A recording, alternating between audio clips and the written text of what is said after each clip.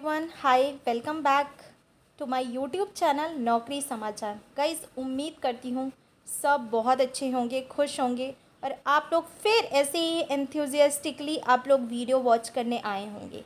तो thank you so much. अगर आप लोग फर्स्ट टाइम वीडियो वॉच कर रहे हैं तो आप बिल्कुल सही चैनल पर आए हैं और सही वीडियो वॉच कर रहे हैं, क्योंकि इस चैनल पे मैं आप लोगों को बहुत ऐसी इन्फॉर्मेटिव वीडियोज़ लेकर आती हूँ।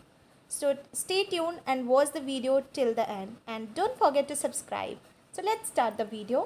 So basically आज हम बात करेंगे ईपीएफ अकाउंट से बच्चों की पढ़ाई के लिए कितना फ़ंड निकाल सकते हैं और कौन सा फॉर्म चाहिए, ये जानना मुझे लगता है आप सब लोग के लिए काफ़ी ज़रूरी है।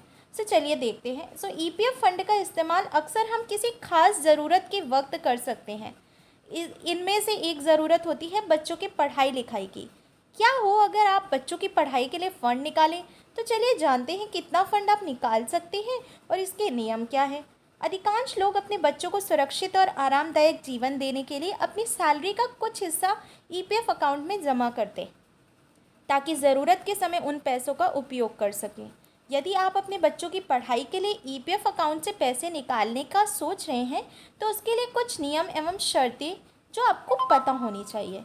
सो ईपीएफ अकाउंट में कर्मचारी के वेतन का कुछ हिस्सा और कंपनी की ओर से कुछ पैसा कर्मचारी भविष्य निधि में हर महीने जमा होता है।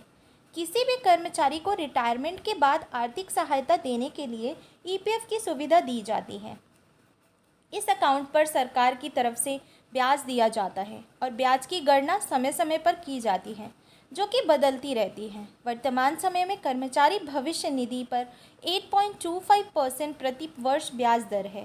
इस ईपीएफ सुविधा का लाभ कर्मचारी को रिटायरमेंट के बाद दिया जाता है, लेकिन आवश्यक पड़ने पर आप इसे समय से पहले भी निकाल सकते हैं।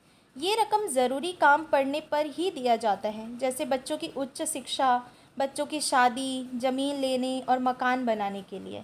ईपीएफ अकाउंट से बच्चों की पढ़ाई के लिए कितना फ़ंड निकाल सकते हैं?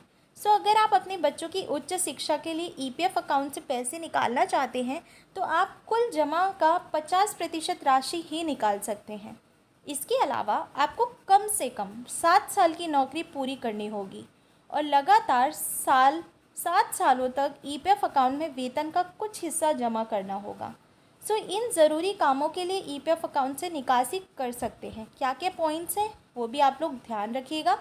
कोई भी कर्मचारी, जी हाँ, कोई भी कर्मचारी अपनी या अपने बच्चों की शादी के अलावा भी अपने भाई बहन या किसी खास सदस्य के लिए ईपीएफ अकाउंट से धनराशि निकाल सकते हैं।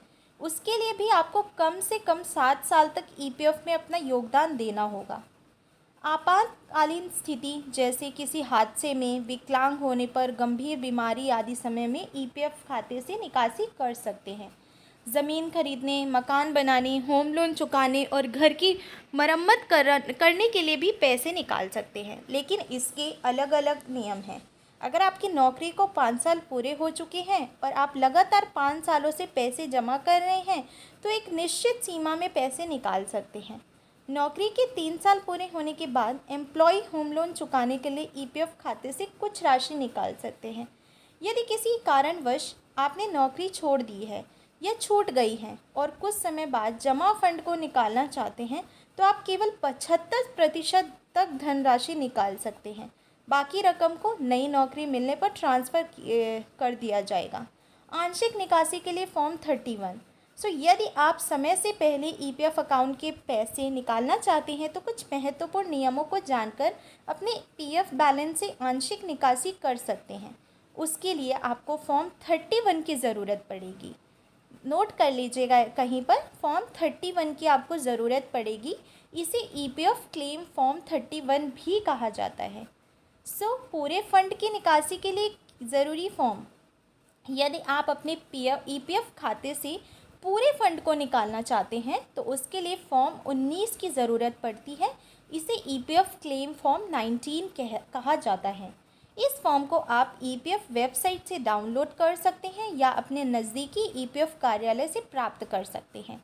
ईपीएफ खाते का बैलेंस ऐसे जानें। अगर आप जानना चाहते हैं कि आपके ईपीएफ खाते में कितने पैसे जमा हुए हैं तो आप उमंग ऐप मैसेज और कॉल करके भी पता लगा सकते हैं। कौन सा ऐप? उमंग ऐप।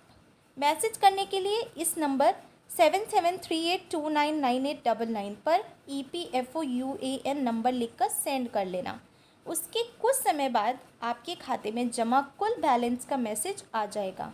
इसके अलावा आप इस नंबर 01122901406 पर मिस्ड कॉल करके भी अपना EPF बैंक बैलेंस जान सकते हैं।